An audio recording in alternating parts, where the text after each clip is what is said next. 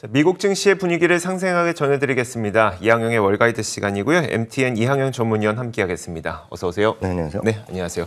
자, 미국 증시가 다시 한번 쉬어갔는데 이게 좀 우리가 걱정해야 될 건지 아니면 그냥 올라오는 과정에서 좀 쉬어간 건지 미국 증시 어떻게 봐야 될까요? 결론적으로 보면 이런 변동성 장세가 끝나기는 아직 시간이 걸릴 거다라고 네네. 말씀드릴 수 있습니다. 물론 종목별로 보면 바닥을 친 것도 있을 수 있겠죠. 네. 물론 앞으로 미래로 돌아가면 그때가 바닥이었다라고 얘기할 수 있겠으나 시장 전체적으로 보면 여전히 발목을 잡는 요인이 분명히 있죠. 그 핵심은 여전히 러시아와 우크라이나의 사태에 있다라고 보셔야 되겠고요.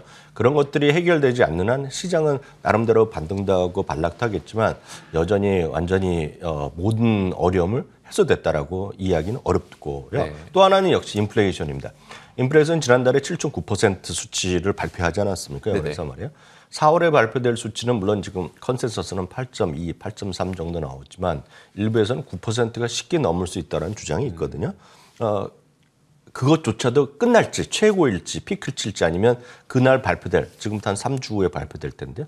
그 발표될 수치가 또다시 5월에 대한 걱정을 얘기 나오면 시장은 여전히 발목을 잡는 요인이 있을 것이다 말씀드립니다. 다만 일부에서는 지난 2월과 3월 초에 있었던 소위 쌍바닥 얘기하는 사람들이 있거든요. 네네. 그 저점까지는 훼손하지 않을 수도 있다는 주장도 있죠. 물론 기대감은 여전히 JP모건 같이 뭐 4,900을 얘기도 하지만 또 일부에서는 4,000 이하로 갈 거라는 주장도 있거든요. 그러니까 여러 가지 작용과 반작용은 있을 수밖에 없다라고 보셔야 되겠고요. 그런 관점에서 시장은 너무 공격적인 대응보다는 여전히 좀 안전한 위주, 그리고 무슨 배당주가 됐건 낙폭카드주가 됐건 아니면 전통적인 우량주가 됐건 이런 것들을 좀 조금씩 갖고 가는 게 맞는 거지.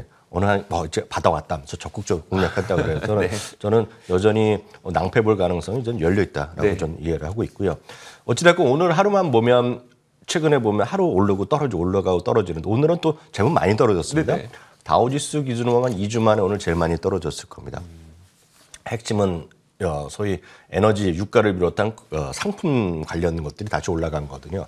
실제로 우리는 뭐 뉴스나 이런 건 전혀 안 보고 있죠. 러시아나 우크라이나의 뭐 전쟁 이런 거나 보지만 저도 이런 뉴스까지는 안 봤는데요. 러시아에 또 폭풍이 지나간 모양입니다. 네. 잘 몰랐잖아요, 저희는. 그렇죠. 러시아 네. 폭풍 지나가면서 소위 송유관이 지금 한 달 정도 수리하고 그러면서 약간 서비스가 잘 안 될 수 있다 얘기하니까 유가 훅 올라가는 거거든요. 그러니까 유가가 지금 오늘 120달러까지 갔었거든요. 물론 마감은 115달러 좀 아래에서 마감되는 모습이지만 지금 120달러까지 가면서 약간 또 불안감이 좀 휩싸였다라고 보셔야 되겠고요. 그러다 보니 에너지가 올라가고 또 유틸리티 이런 것만 올라가고 대부분의 섹터가 오늘 전부 다 하락하는 모습이었습니다. 에너지를 구체적으로 보면 잠시 전에 보여드렸던 115달러 수준이 갔었습니다. 그러다 보니 관련된 기업들은 너무나 뻔히하거든요. 원유를 채굴하거나 원유를 운송하거나 그에 관련된 정제라거나 이런 것들인데요. 엑소모빌 같은 경우도 오늘 좀 1.6% 올라갔고요. 마라손 오일 같은 건 3.7% 올랐습니다. 또 다이아몬드 에너지 3.8% 올라가면서 사상 최고가 같고 아마 오늘 S&P 500 중에서 제일 많이 올라간 주식은 채굴도 하고 좀 하면서 최종 리테일까지 하는 헬스라는 기업이 있는데 주유소도 하고 있는 것 쪽인데 그것이 아마 4.9% 올라가면서 아마 사상 제일 많이 올라갔을 겁니다. 오늘. 하여튼 오늘 전부 다 에너지가 제일 많이 올라간 모습이 되겠고요. 금 가격도 또 소폭 상승세를 보여주었습니다. 금이 올라가면 이제 직접적인 영향받는 것 같은 두세 개 그룹들이 있습니다. 금광 기업들이요. 네. 금광 기업들의 제일 큰 회사 중에 하나가 뉴먼 코퍼레이션입니다. 이런 것들이 오늘 제법 많이 올라갔고요. 또 금은 채굴도 하지만 금은 이제 유통시키는 회사를 골드 스트리머라고 합니다. 네네. 그래서 마이닝과 스트리머를 다 포함된 ETF가 금광 관련 ETF, 지금 화면에 보여주는 GDX라는 것들이 있는데 이것도 한 오늘 2.5% 정도 올라가는 모습을 보여줬습니다. 금리는 그나마 조금 안정된 모습을 보이면서 소폭 하락하는 모습이었고요. 달러는 오늘도 좀 반등하는 모습을 보인 채 오늘 하루가 마감되었습니다. 알겠습니다. 자, 주요 종목들은 뭐 그러다 보니까 대체로 하락하는 것 같은데 그 가운데 뭐 좀 지켜준 종목들도 있고 이 정도 모습인 것 같더라고요. 네, 뭐 시가총 1, 2위가 약간 엇갈리는 모습을 보여줬습니다. 애플은 오늘도 소폭의 반등을 이어가면서 이게 고점까지 그렇게 멀지 않았습니다. JP모건과 웨드부시가 모두 물론 목표 주가를 올리지 않았지만 한결같은 얘기로 아이폰 13 지금 현재 팔리고 있는 거 있지 않습니까? 네네. 아이폰 13이 작년 발표되기 전부터 상당히 기대감이 많았었는데 실제로 지금 3, 4월 정도 되면 과거의 경험으로 보면 일단 약간 슬로우해져야 되는데 전혀 그렇지 않다는 겁니다. 그래서 엄청 지금 잘 팔리고 있다는 것이고 아이폰 SE가 크게 수익에 기대되지는 않겠으나 아이폰 SE도 뭐 상당히 많이 팔릴 수 있다는 얘기를 하는 사람들이 있습니다. 그래서 결론적으로 보면 아이폰 13이 아이폰 12보다 상당히 잘 팔리고 있고 추세가 가장 살아있다는 얘기를 하고 있습니다. 중국이 최근 12개월 동안 3%포인트의 점유율을 올렸고요. 미국 내도 상대적으로 삼성이나 이런 쪽이 점유율이 떨어지고 있는데 네네. 이거는 점유율이 또 쪽폭이나마 물론 1위 회사지만 조금씩 더 올라가고 있다는 얘기를 하면서 JP모건은 $210, 웨드부시는 $200의 목표 주가를 재확인했고요. 아마존 오늘 상대적으로 조금 내렸습니다. 1% 가까이 내리는 모습이었습니다.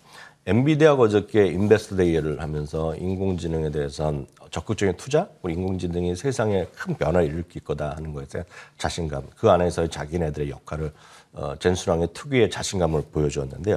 엔비디아가 어제도 마찬가지 오늘도 소폭의 하락을 했습니다. 3.4% 내렸고요. 테슬라는 오늘 $1,000를 넘었었죠. 1,030인가 1,040 갔다가 막 $999로 끝나는 것 같습니다. 어떤 $1,000에 또 바짝 다가선 채 마감됐고요. 벅지에스에는 이틀 연속으로 고점 대비 약간 조조 쉬는 모습입니다. 한편 어도비는 실적이 기대 이상 나왔지만 가이던스를 약간 눈높이를 못 맞췄거든요. 그래서 한 10%까지 떨어졌고요. 또 과자나 이런 식료품 이런 회사에 제너럴 밀즈라고 있는데요. 기대 이상의 실적과 가이던스를 발표하면서 한 2.5% 정도 주가가 반등했습니다. 네, 자 이렇게 주요 종목들의 움직임까지 살펴봤습니다. 저희가 애프터마켓에서도 한번 전해드렸었는데 오늘이 굉장히 뭐 2주년 되는 기념일이라면 기념일인 그런 날이더라고요. 네, 맞습니다. 2020년 3월 23일이죠. 그때도 기억하시는 분 계시겠지만 제가 오늘 굳이 이렇게 말씀드린 거는 그 당시에 2237, 그럼 지금보다 절반이었거든요. 네. 그러니까 딱 보면 그때보다 이제 더블이 났습니다. 그때 주가 하락폭이 34%였고요. 우리나라도 엄청나게 그 당시에 떨어졌습니다. 이렇게 떨어지다 보면 공포심에 나올 수밖에 없죠. 그래서 더 떨어지란다는 얘기는 많이 하고요. 미국도 마찬가지입니다. 2,000 깨진다는 건 뭐 당연하겠고요. 1,500 간다는 얘기도 했습니다. 미국의 S&P 500이요.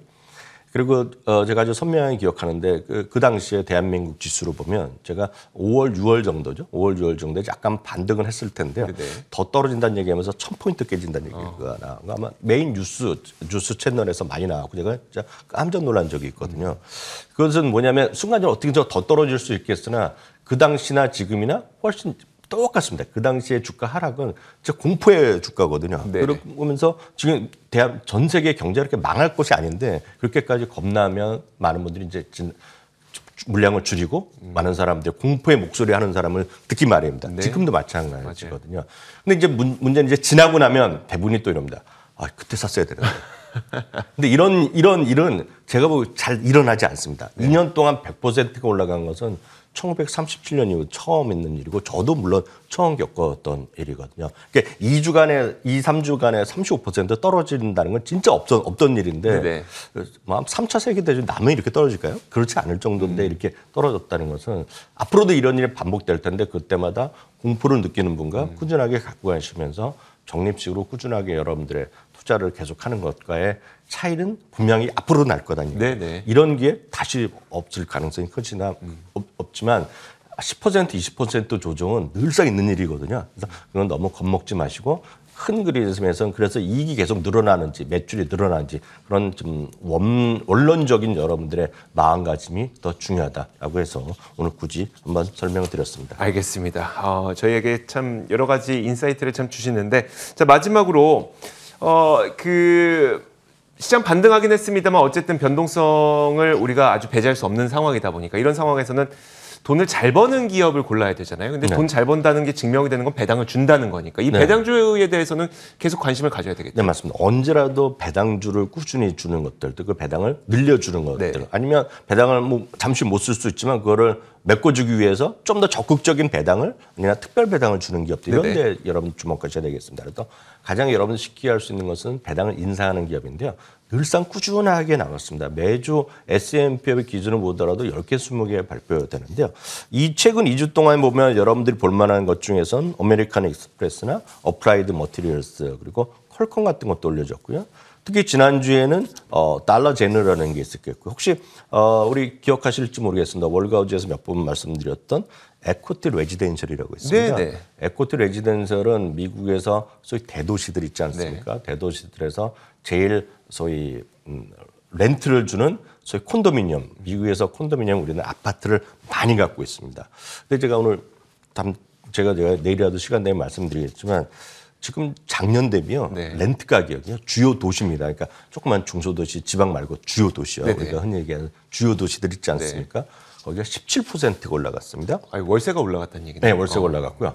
특이한 거 요즘 보면 춥고 그러니까 더운데 그러고 많이 이제 장기 휴가를 많이 간다고 말씀드렸지 네네. 않습니까? 장기 휴가를 가면서 멀리 떨어져서 원격 근무하는데 제일 요즘 핫한 도시 중에 하나가 역시 마이애미 이런 데거든요. 지금 그렇죠. 네. 놀라지 마십시오.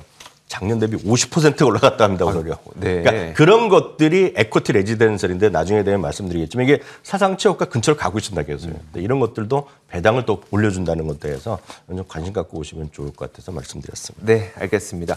자, 이렇게 지난 밤 사이에 미국 시장에서 어떤 일들이 있었는지 살펴봤습니다.